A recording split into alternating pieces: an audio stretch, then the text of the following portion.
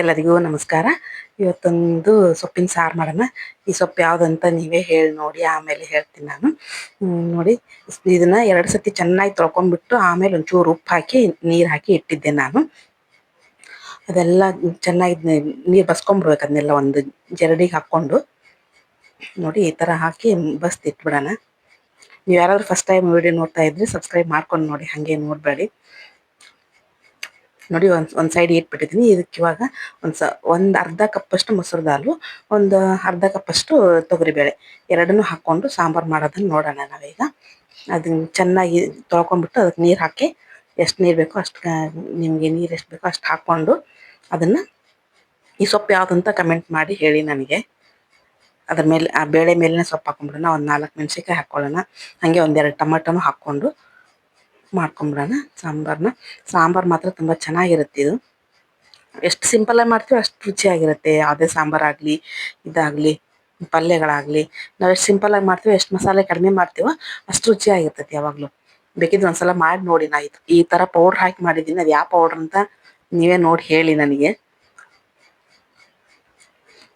ಅದು ಕುಕ್ಕರ್ ಕೂಗುವಷ್ಟರಲ್ಲಿ ನಾವಿಲ್ಲಿ ಕಡೆಗೆ ಸ್ವಲ್ಪ ಜೀರಿಗೆ, ಸಾಸಿವೆ, ಎಣ್ಣೆ ಎಲ್ಲ ಒಗ್ಗರಣೆ ಹಾಕ್ಕೊಂಬಿಡೋಣ. ಇದಕ್ಕೆ ಹಿಂಗೆ ಹಾಕೋದು ಬೇಡ. ಹೇಳಿದ್ನಲ್ಲ, ಮಸಾಲೆ ಎಷ್ಟು ಕಡಿಮೆ ಹಾಕ್ತೀವಿ ಅಷ್ಟು ಒಳ್ಳೇದು, ಚೆನ್ನಾಗಿ ಟೇಸ್ಟ್ ಬರುತ್ತಂತ. ನೋಡಿ, ಈಗ ಬೆಳ್ಳುಳ್ಳಿ, ಜೀರಿಗೆ, ಸಾಸಿವೆ, ಕರಿಬೇವು ಎಲ್ಲ ಹಾಕಿದಾದ್ಮೇಲೆ ಸ್ವಲ್ಪ ಕೊತ್ತಂಬರಿನ ಇದರಲ್ಲೇ ಹಾಕ್ಬಿಡೋಣ. ಮೇಲೆ ಹಾಕ್ಬೇಕಂತ ಏನಿಲ್ಲ, ಇದರಲ್ಲಿ ಚೆನ್ನಾಗಿ ಬೆಂತಂದ್ರೆ ತುಂಬ ರುಚಿಯಾಗಿ ಬರುತ್ತೆ. ಅದು ಸ್ವಲ್ಪ ಟೊಮೆಟೊ, ಕೊತ್ತಂಬರಿ ಎಲ್ಲ ಮೆತ್ತಗಾದ್ಮೇಲೆ ಅದಕ್ಕೆ ಸ್ವಲ್ಪ ಅರಿಶಿಣ ಪುಡಿ, ಮಸಾಲೆ ಪುಡಿ ಬೇಕಂದ್ರೆ ಹಾಕೋಬೋದು, ಬೇಡ ಅಂದರೆ ಬರೀ ಹಸಿಮೆಣಸಿಕಾಯಿ ಸಾರು ಅಂದರೆ ಅಷ್ಟೇನು ಮಾಡ್ಕೋಬೋದು ನೀವು. ಇದಕ್ಕೆ ಬೇಕಾಗಿರೋಂಥ ಇಂಗ್ರೀಡಿಯೆಂಟ್ಸ್ ಎಲ್ಲ ನಾನು ಡಿಸ್ಕ್ರಿಪ್ಷನ್ ಬಾಕ್ಸಲ್ಲಿ ಹಾಕಿರ್ತೀನಿ ನೋಡಿ. ಅದು ಮುಚ್ಚಿಟ್ಬಿಟ್ನೆಲ್ಲ ತುಂಬ ಚೆನ್ನಾಗಿ ಮೆತ್ತಗೆ ಬೆಂದ್ಕೊಳ್ಳುತ್ತೆ ಅದು, ಮಸಾಲೆ ಅದೆಲ್ಲ ಸೇರಿಕೊಂಡು.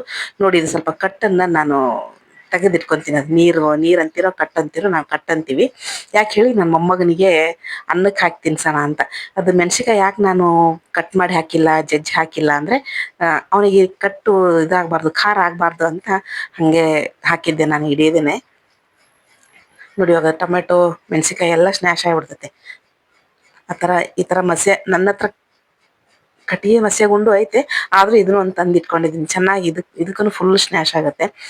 ಸ್ವಲ್ಪ ಬೇಳೆ ಗಟ್ಟಿ ಇದ್ರೂ ಚೆನ್ನಾಗಿ ಇದಾಗ್ಬಿಡುತ್ತೆ, ಇದು ಸ್ನ್ಯಾಶ್ ಆಗಿಬಿಡ್ತೈತಿ. ನೋಡ್ರಿ, ಫುಲ್ ಇದಾಯ್ತು. ಇವಾಗ ನಮಗೆ ಇನ್ನೂ ಅದು ಮೆಣಸಿನ್ಕಾಯಿ ಬಾಯಿಗೆ ಸಿಕ್ಕರೆ ಚೆನ್ನಾಗಿರ್ತೈತೆ ತಿನ್ನೋದಕ್ಕೆ. ಅದು ನೀಟಾಗಿ ಮೆತ್ತಗೆ ಟೊಮೆಟೊ ಎಲ್ಲ ಮೆತ್ತಗೆ ಬೆಂದಮೇಲೆ ಅದಕ್ಕೆ ಇದನ್ನು ಬೇಳೆ ಇದು ಮಾಡ್ಕೊಂಡಿದ್ದನ್ನು ಹಾಕಿಬಿಡೋಣ. ಮಸ್ಕೊಂಡಿದ್ದನ್ನು ಹಾಕ್ಕೊಂಬಿಡೋಣ. ಇದು ನೋಡಿ, ಯಾವ ಪೌಡ್ರ್ ಅಂತ ನೀವೇ ಹೇಳಿ ನೋಡೋಣ.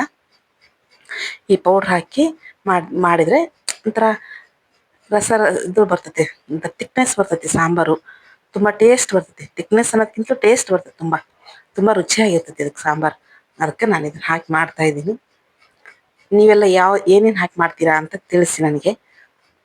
ನೋಡಿ, ಮೆಣಸಿನ್ಕಾಯಿ ಆ ಥರ ಇದ್ದರೆ ಇಷ್ಟ ನನಗೆ ತಿನ್ನೋದಕ್ಕೆ, ಅದಕ್ಕೆ ಒಂದೊಂದು ಬಿಟ್ಟಿರ್ತೀನಿ ಮಸಿಯುವಾಗ.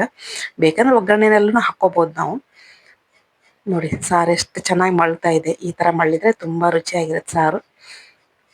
ನೋಡಿ, ಕಮೆಂಟ್ ಮಾಡಿ, ಲೈಕ್ ಮಾಡಿ, ಶೇರ್ ಮಾಡಿ, ಹಾಗೆ ಸಬ್ಸ್ಕ್ರೈಬ್ ಮಾಡ್ಕೊಂಡು ನೋಡಿ. ಇದನ್ನು ನಾನು ಎಲ್ಲೂ ಬಡಿಸಿ ತೋರಿಸಿಲ್ಲ, ಹಾಗೆ ಕುದಿಯೋದನ್ನೇ ತೋರಿಸ್ತಾ ಇದ್ದೀನಿ. ತುಂಬ ರುಚಿಯಾಗಿತ್ತು ಸಾಂಬಾರು. ನೋಡಿದ್ದಕ್ಕೆ ಧನ್ಯವಾದಗಳು. Thank you.